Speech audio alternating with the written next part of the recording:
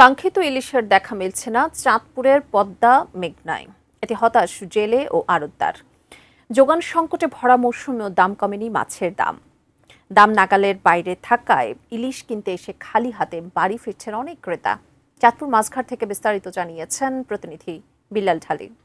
রাজা ইলিশ এর চাহিদা সারা দেশ জুড়ে, কিন্তু যে পরিমাণ চাহিদা আছে সে পরিমাণ যোগান নেই মাছের, তাই দিন দিন বাড়ছে মাছের দাম।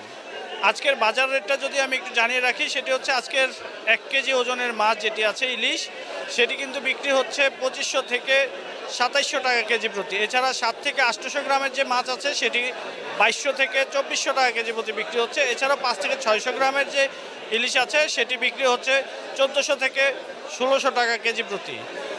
আমরা যেটি দেখেছি, ইলিশের কিন্তু এখন ভরা মৌসুম। ইলিশের মৌসুম ছাড়া বাজারে যে দামটা ছিল, এখন মৌসুম চলা অবস্থায়ও কিন্তু বাজারে একই দাম বিরাজ করছে। আমি জেলেদের সাথে কথা বলেছিলাম, তারা জানিয়েছেন চাঁদপুরের পদ্মা মেঘনা নদীতে যে পরিমাণ ইলিশ তাদের জালে ধরা পড়ার কথা, সে পরিমাণ ইলিশ ধরা পড়ছে না। যা ধরা পড়ছে তা পরিমাণে খুবই কম, এতে তাদের যে দৈনন্দিন খরচ আছে সেটি মিটছে না।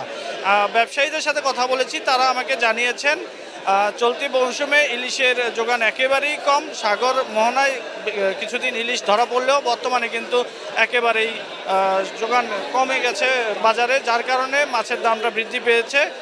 তারা প্রত্যাশা করছেন যে ইলিশের যোগান যদি বাড়ে তাহলে হয়তো দাম আরও কিছুটা কমবে, যদি যোগান না বাড়ে তাহলে মাছের দাম কমার কোনো সম্ভাবনা নেই।